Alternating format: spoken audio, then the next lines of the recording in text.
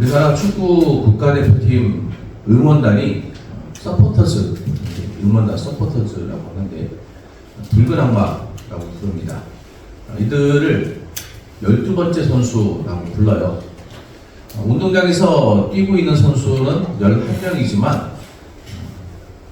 관중석에서 응원하는 이 함성이 선수들에게 힘을 주기 때문에 그렇게 붙이고 있습니다. 우리나라만 그런 게 아니고요. 다른 나라 응원단도 다 12번째 선수라고 합니다. 근데 얼마 전에 우리나라의 유명한 아주 뛰어난 수비수 선수가 경기를 마치고 붉은 악마 응원단석으로 가서 좀 자제해달라 그런 표현을 했어요. 응원을 자제해달라 한 것이 아니라 축구협회를 둘러싼 여러 가지 문제에 대해서 해당된 인물이 전광판에 비칠 때마다 응원단이 야유를 보내기 때문입니다.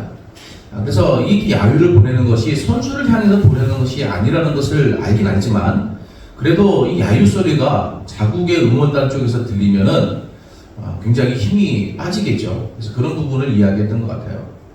사실 붉은 악마 응원단의 야유에는 선수들을 방해하려는 마음은 전혀 없었습니다. 돕고자 하는 마음, 더 잘 됐으면 하는 마음이었는데 그것이 서로에게 좀 안 맞았던 것 같죠. 근데 어떤 경우에는 도움이 되는 사람이 있고 정말로 방해가 되는 사람이 있습니다. 소방관이 불을 끕니다. 근데 소방관이 출동을 하기까지 초기 진화에 도움을 주는 시민들이 종종 뉴스에 보도되는 적이 있어요.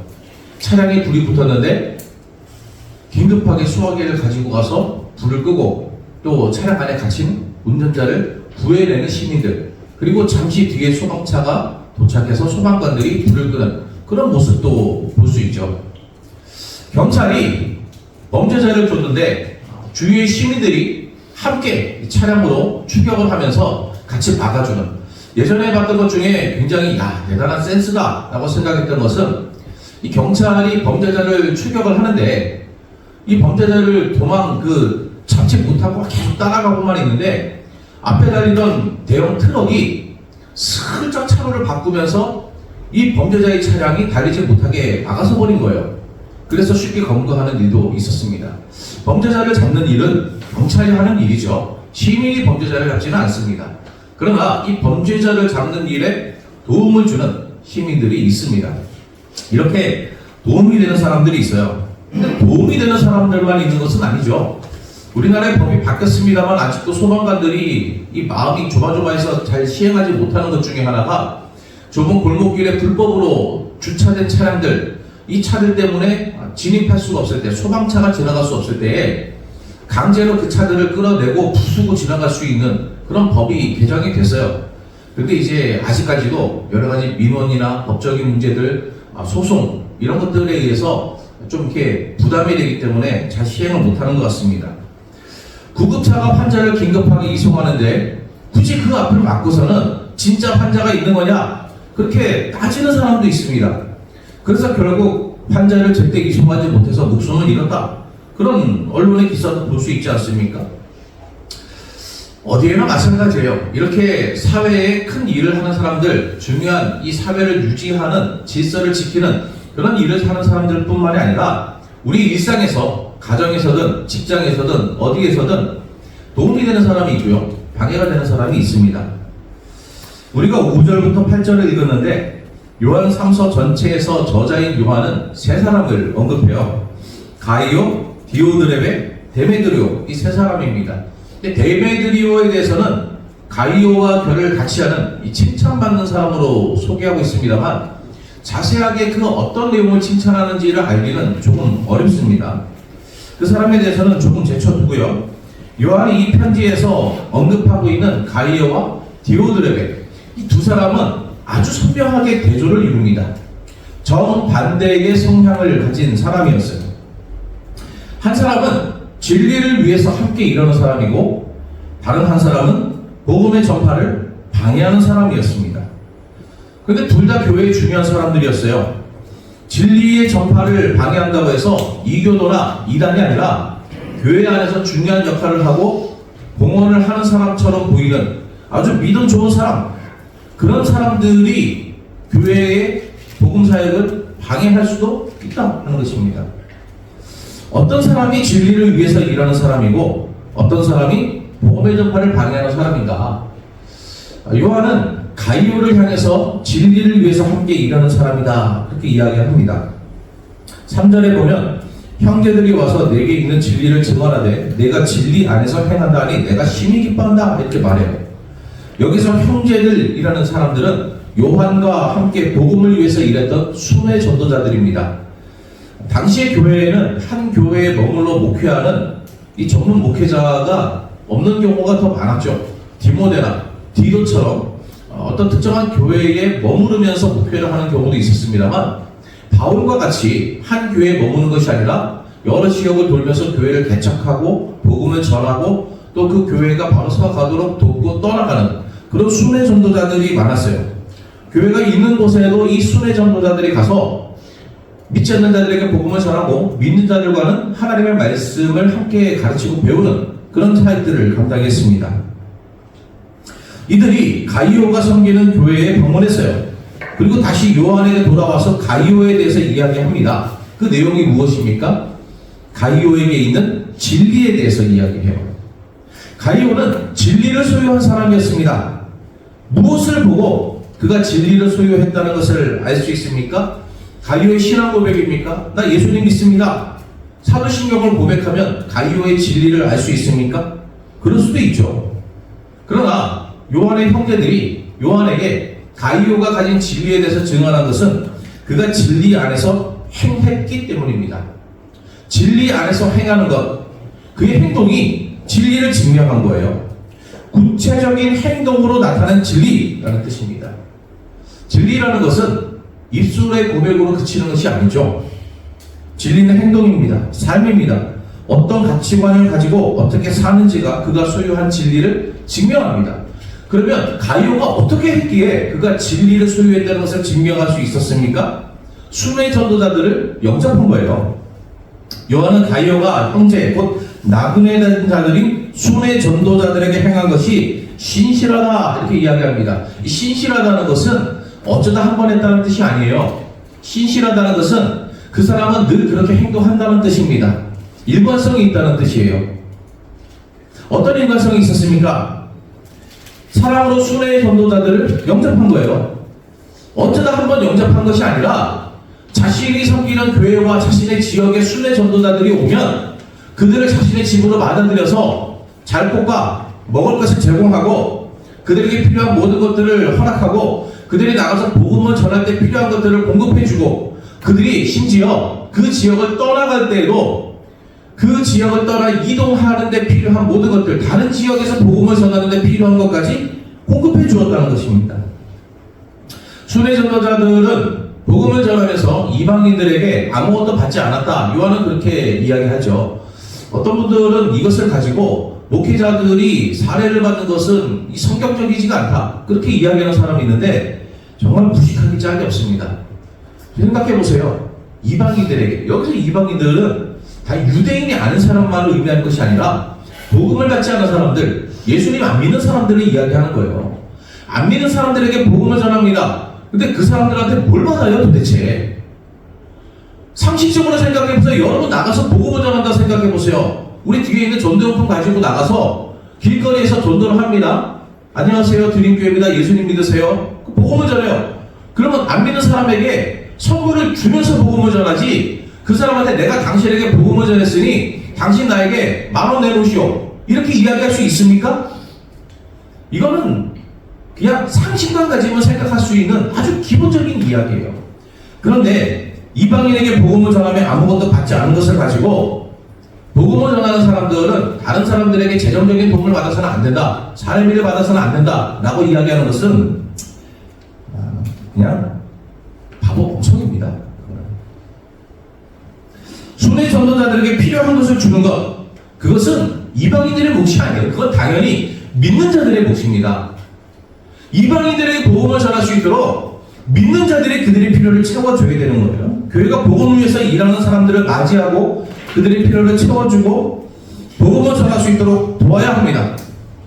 요한은 여기에 나가서 더 많은 것을 요구하죠. 순회 전도자들이 이미 영접받은 것만으로도 대단히 배려를 받은 것이라고 할 수 있고, 영접한 사람은 잘한 것이라고 할 수 있는데, 그 사람들이 떠나갈 때에 더 많은 것들을 주라는 거예요. 길을 가는데 필요한 것, 다른 지역에서 필요한 것들도 주라는 것입니다. 그게 하나님께 합당하도록 그들을 전송하라. 가이오에게 요한이 요청한 내용이에요.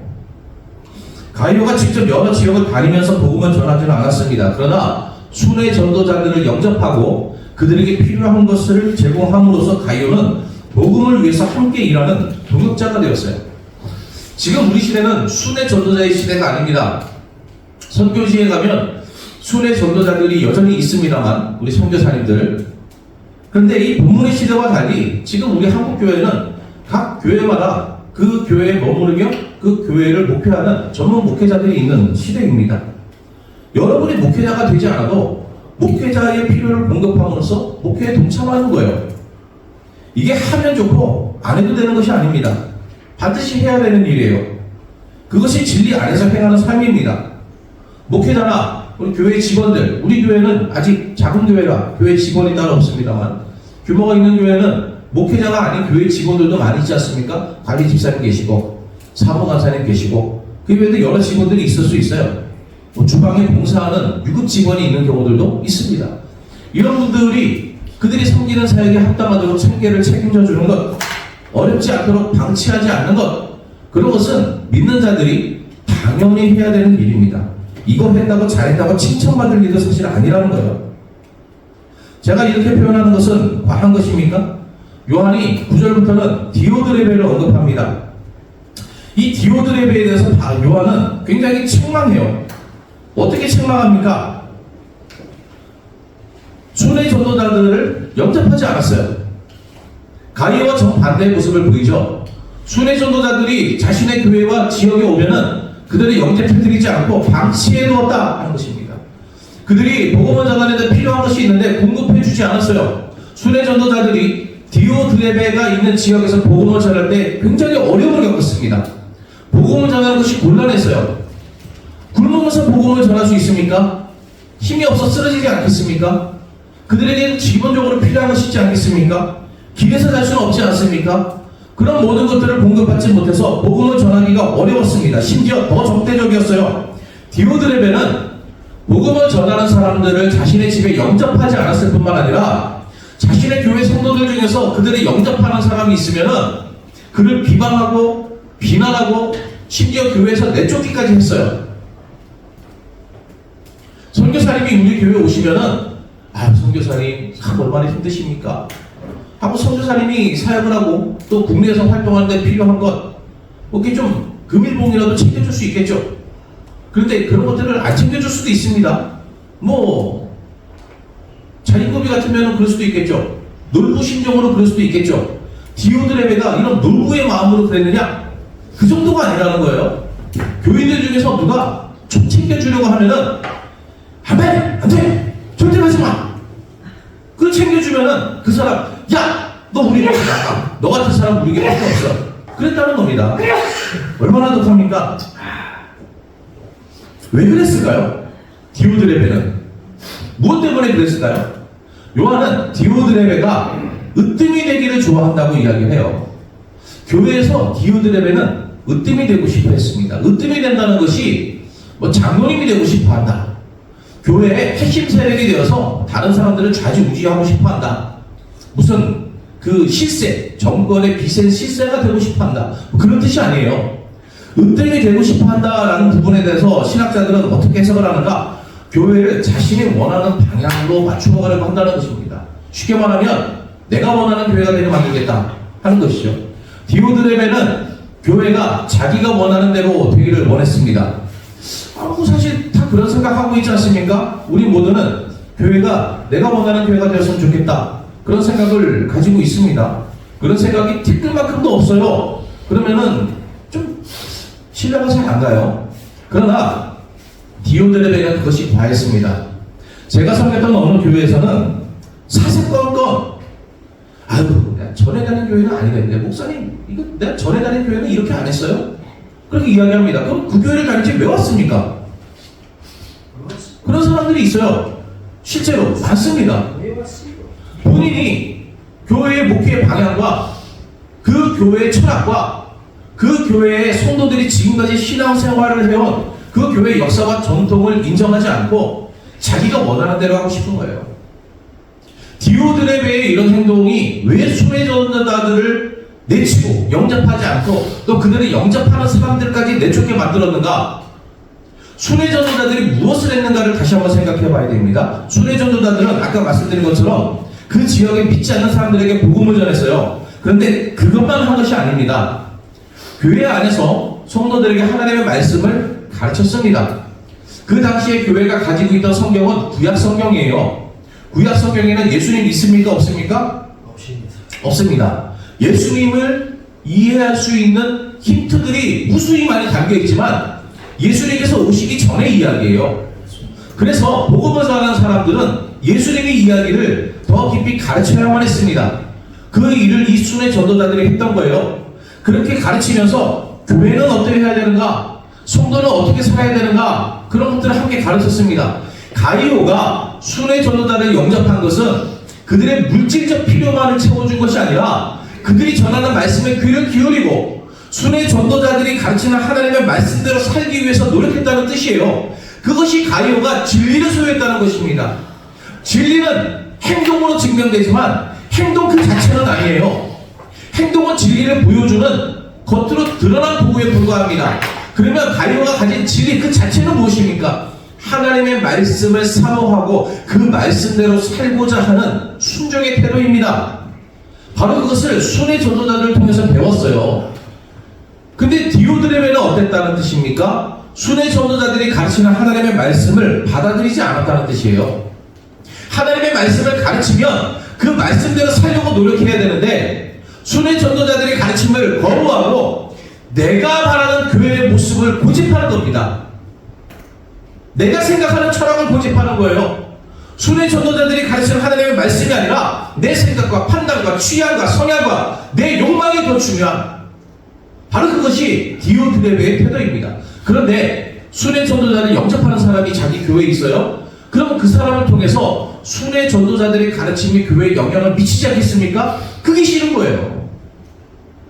자기 생각이 교회를 주도해야 되는데 내가 원하는 방향으로 교회가 흘러가야 되는데 그게 싫은 겁니다. 그래서 순회 전도자들을 영접하는 사람들조차 내쫓은 거예요. 여러분 이런 사람이 정말 있을까요? 지금은 순회 전도자의 시대가 아니라 전문 목회자의 시대라고 말씀드리지 않았습니까? 한 교회에 목회자가 있습니다. 교회 직원들이 있습니다. 근데 제가 목회하면서 그런 경우를 정말 자주 봐요. 교회들 중에는 목회자와 교회 직원들이 자신들의 피고용인이라고 생각하는 경우가 많습니다. 내가 월급 준다라고 생각하는 경우가 굉장히 많이 있어요. 자신들이 목회자와 직원에게 월급 주고 있다. 착각입니다. 자기들은 헌금한 거예요. 성도는 헌금을 했을 뿐입니다. 헌금 누구에게 합니까? 하나님께 하는 거예요. 하나님께 내가 감사하는 마음으로 내게 주신 은혜의 일부를 구별하여 예물로 드리면 교회는 하나님께 드린 그 예물을 가지고 하나님의 뜻을 이루는 데 필요한 사역들을 감당해 나가는 것입니다. 그것 중에 필요한 것 하나가 목회자와 교회의 직원들이 교회를 잘 섬길 수 있도록 그들의 생계를 위해 사례를 제공하는 거예요. 자기가 드린 헌금으로 교회를 섬기는 이들의 생계를 위해 사례를 제공하는 것을 교인이 월급 주는 것으로 착각하면 안 된다는 거죠. 자기가 월급 준다고 착각하니까 자기 마음대로 해야 돼요. 마치 공공반사에 가서 공무원에게 민원 넣듯이 당신들 내가 낸 세금으로 월급 받는 사람인데 내가 필요하면 다 해줘야지 라고 따지고 민원을 넣는 것처럼 교회 목회자와 직원을 그렇게 대하는 태도가 있습니다. 내가 원하는 대로 해줘야 된다. 심지어 종처럼 여기기도 합니다. 목회자는 그나마 종이라고까지는 생각을 안 하는 경우가 더 많죠. 그런데 교회 직원들에 대해서는 정말 종처럼 여기는 경우가 얼마나 많은지 모릅니다. 집에서 우리는 머슴처럼 생각을 해요. 한 번이라도 목회자와 직원에게 내가 월급 준다 생각한 적이 있다면 아, 내가 바로 디오드레베였구나. 회개해야 합니다.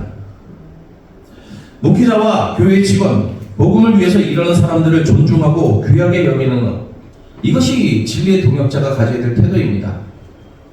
내가 원하는 대로 교회를 이끌어가는 것이 아니라 목회자의 목회의 철학과 방침에 순종하고 따라가고 어떻게든지 우리 교회에서 우리 목회자가 원하는 목회의 방향이 이루어지기 위해서 내가 최선을 다해서 도와야겠다 하는 것이 진리의 동역자가 가지는 태도입니다.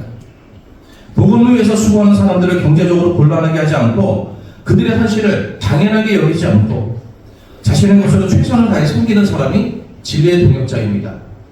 우리 지역교회 같은 것뿐만이 아니에요. 우리가 늘 선교제를 위해서 기도하지 않습니까? 우리 교회가 아직은 재정적으로 그렇게 여유가 있는 편은 아니기 때문에 돕는 선교제가 많지는 않습니다.